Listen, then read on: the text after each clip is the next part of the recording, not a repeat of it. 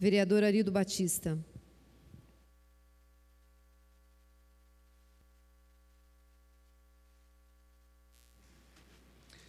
Senhoras e senhores, boa noite a todos, nobres vereadores, equipes técnicas e dois heróis da resistência aqui, nosso amigo aqui, ex-vereador Dario, e o presidente do Partido dos Trabalhadores, meu amigo Aías Cavalo, chegando aqui até às 10h15. Quero começar aqui mandar um grande abraço para uma pessoa que me encontrou essa semana, bastante conhecido aqui na cidade. O pessoal conhece ele como Mustafa. É do seu time, né, Paulinho? Mustafa, que é o meu amigo Valdir Rodrigues da Mota, irmão do Demés, do Pedrinho, e uma pessoa que também tem a família dele tem uma história, principalmente lá na região de São Silvestre. O pai dele era balseiro. A quem não conhece a história de São Silvestre antigamente, para chegar até lá na Vila Garcia, para atravessar o rio não tinha ponte, tem que atravessar com balsa. E o pai do Demésio, do Mustafa, era o balseiro lá, né? Então, grande abraço aí para o Mustafa, que diz que acompanha, gosta de ver aqui a sessão de Câmara. E na pessoa do Mustafa, um abraço a todos os amigos lá do Ponte Preta. Nosso campeonato muito legal lá, né, Paulinho? Paulinho também faz parte do campeonato. A gente está sendo muito questionado de um assunto que ainda, na prática, a gente não sabe muito bem como é que vai funcionar, que é a questão dessa faixa, em partes exclusiva, outras preferenciais, para a questão do ônibus, do coletivo, que a gente entende que é importante. Acho que as ideias elas precisam ser trabalhadas e a gente tem sempre que apostar que isso vai dar certo. Porém, o que nos deixa preocupado é que muitas vezes, Juarez, não adianta você fazer uma coisa se você não tiver vontade, se você não tiver inteirado nas coisas, porque não vai dar certo. Já dá errado só pela boa vontade. Eu vou mostrar um vídeo aqui, e aqui eu quero, antes de mostrar o vídeo, eu quero deixar bem claro. O problema aconteceu. Se a Bandeirantes, ela fez essa intervenção, e eu entendo que todas as vezes que ela vai mexer na energia elétrica, que ela vai, vamos dizer, desenergizar a linha, ela é obrigada a comunicar todos aqueles que serão afetados num prazo de 30 dias que antecede esse serviço. Pelo menos assim acontece lá onde eu moro. Eu sempre recebo a cartinha, olha, haverá interrupção de energia por um período de meia hora, 1 hora, na data tal. Então a gente fica preparado. Nesse caso, o que se percebeu é que se houve essa informação, a secretaria responsável, no caso da mobilidade urbana, não teve conhecimento. E se não teve conhecimento, precisamos saber por quê. E se teve conhecimento, por que não atuou? Olha só a confusão que aconteceu essa semana. Pode colocar o vídeo, por favor? Senador Joaquim Miguel, Juan Miguel Leite do Amparo, cruzamento ali, olha lá, sem semáforo, Luiz Flávio. Aí eu pergunto para você, cadê o agente de trânsito?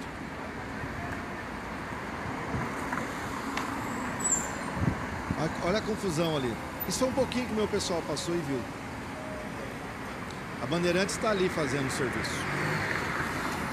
Até aí tudo bem. Estamos aqui questionando. Mas houve falha. Se foi falha da IDP, a prefeitura tem que cobrar deles, porque eles têm obrigação. Eles tiraram a energia ali e, obviamente, cria ali uma situação de conflito. Então, é o que eu falo, não adianta você ter boas ideias, você vir com inovações, se a estrutura não estiver preparada para poder dar conta do recado. Aliás, isso acontece muito aqui na cidade, em alguns horários de pico, eu tenho sempre criticado isso aqui, que a gente não vê a ação, né, dos agentes, e eu sei também que não é culpa deles, eles reclamam para mim que tem pouca gente, que muitas vezes não são designados, mas aí é questão da estrutura. Então a gente tem que fazer essa cobrança, né, Fernando? Porque não adianta você trazer ideias, faixas, semáforos, se a equipe não funcionar. Então fica aqui essa cobrança, Paulinho, mais essa cobrança aqui para a Secretaria de Mobilidade Urbana. Hoje a gente fez homenagem aqui aos professores, e o Luiz Flávio colocou uma questão que eu acho que para nós ela tem um peso muito grande, que é a questão de fato que nas campanhas políticas, né, na época de eleição, alguns temas são elencados, e a educação é um que nunca fica de fora. É o tema mais assim apresentável, né? Todo candidato ele fala de boca cheia que a prioridade dele é a educação, porque nós sabemos da importância que é a educação para qualquer povo que queira ser civilizado. O Brasil, infelizmente, nós temos andado muito para trás, né? Nós temos sido um caranguejo, né, Juarez? Eu gosto de fazer os trocadilhos. Quando não anda de lado, anda para trás.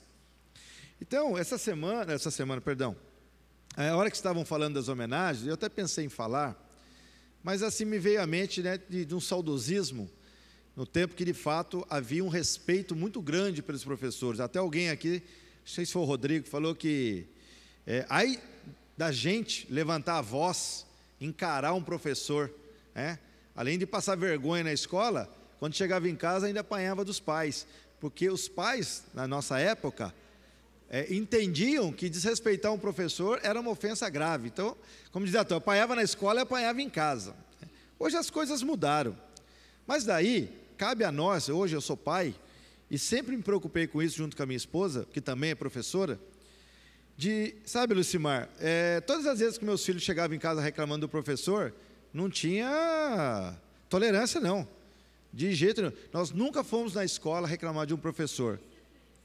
A gente puxava a orelha, deixava de castigo, porque independente do que o professor faz, e aí ele pode cometer erros, e a gente sabe disso, mas era muito importante que dentro de casa a gente dissesse para os nossos filhos que o respeito ao professor é uma coisa que não tem como a gente mudar essa relação. E com isso, o que a gente percebe é que a gente vê aí, inclusive na televisão, muitos casos de pais que tomam as dores dos filhos, vão lá e agridem o professor. Que exemplo, Fernando? Que exemplo que a gente dá para um filho? O que a gente vai esperar dessas crianças? Quer dizer, se o professor perde a moral, acabou. Porque a gente vem aqui, faz homenagem, fala que é importante, Luiz Flávio, o professor, Dario, mas o que a gente faz? Você vai lá, agride o professor, ofende o professor, e você dá moral para o seu filho, e muitas vezes você nem sabe se ele está certo ou errado. É uma questão difícil de se resolver, mas acho que a gente tem que ter essa consciência, que muitas vezes é melhor a gente entender melhor esse processo e, de fato, valorizar o professor da forma que é. Aliás, para não dizer que não falei das flores, nós temos um ministro da Educação.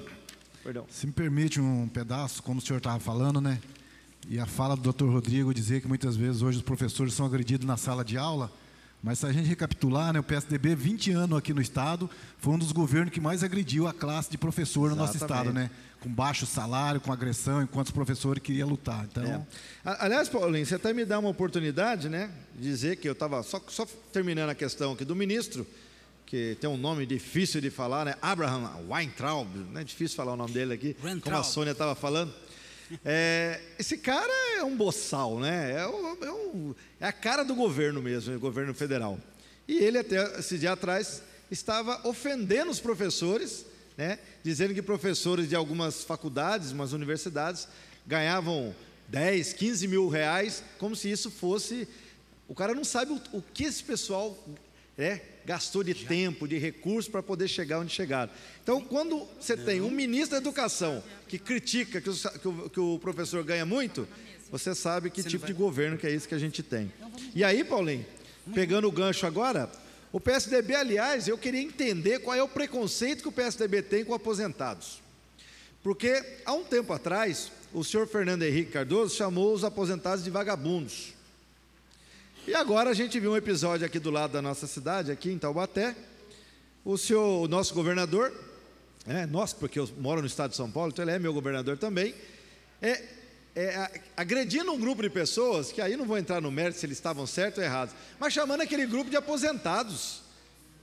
O que esse pessoal do PSDB tem contra aposentados? Não é possível que é algum trauma, algum preconceito? Eu confesso a Ias que, de fato, quando o Paulinho coloca essa questão, a gente sabe muito bem como a educação caminhou no estado de São Paulo, assim como a questão da segurança, que agora o João Dória resolveu gastar uma grana para fazer propaganda, como se a questão da segurança em São Paulo tivesse melhorado.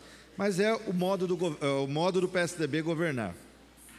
Aliás, também falando em educação, o meu amigo PC, Paulo César Teodoro estava aqui, ele foi embora, ele fez uma reclamação muito interessante. Ele faz o curso de panificação aqui no Educa Mais, Lamartine, e disse que semana passada, como hoje, chegou lá e não tinha gás. Valmir, como é que vai assar pão sem gás, Valmir? Não tem jeito, né? Perde tudo o serviço. Então, gente, vamos aí, né? Faltar gás num curso de panificação. Fernando, acho que a educação não está tão boa assim, não. Bom, mas por fim, eu sempre falo aqui da questão dos partidos, Paulinho, e hoje, para mim, está muito mais forte e mais claro a questão que os partidos viraram, na verdade, álibi para aqueles corruptos, para aquelas pessoas que fazem as coisas erradas, porque é mais fácil colocar a culpa no partido do que propriamente nas pessoas que cometem os delitos, né? Isso aconteceu com o PT, e isso pegou demais no PT, né? Umas pessoas fizeram um monte de besteira, vários partidos roubaram, mas a culpa é do PT. O PT é o partido que rouba no Brasil. No PSDB, essa mancha não pega, pode reparar. Nem o Aécio, com todos aqueles escândalos lá, não pega. E agora, um partido que até ontem era um partido desse tamanhinho, que é o PSL, que de social e liberal também não tem nada, quando acontece isso, os pessoal meteram a mão, fizeram o caixa 2, fizeram tudo aquilo lá, a culpa é de quem? A culpa é do partido. Bom, mas para aí, o partido é uma instituição, né? Então, minha gente, é aquilo que eu falo para vocês, não tem partido bom, Valmir, e não tem partido ruim, tem pessoas boas e pessoas ruins. Pode falar, eu dou a palavra para você, estou terminando também. Que eu me entendo, o partido é para sair candidato. Aí depois se elege, que manda é o homem. Então, o que você está falando é verdade. Tem que culpar o partido. É que o cara não quer responder o que ele não quer assumir o que ele faz. Mas essa história do PSL ainda vai dar muito pano para manga aí, né? Lá na frente vocês vão entender o que é que está acontecendo. Só meus contatos, Chico, por favor. Está aí nosso contato, nosso gabinete 3, nosso telefone é 3955-2205. Até a próxima quarta-feira, se Deus quiser.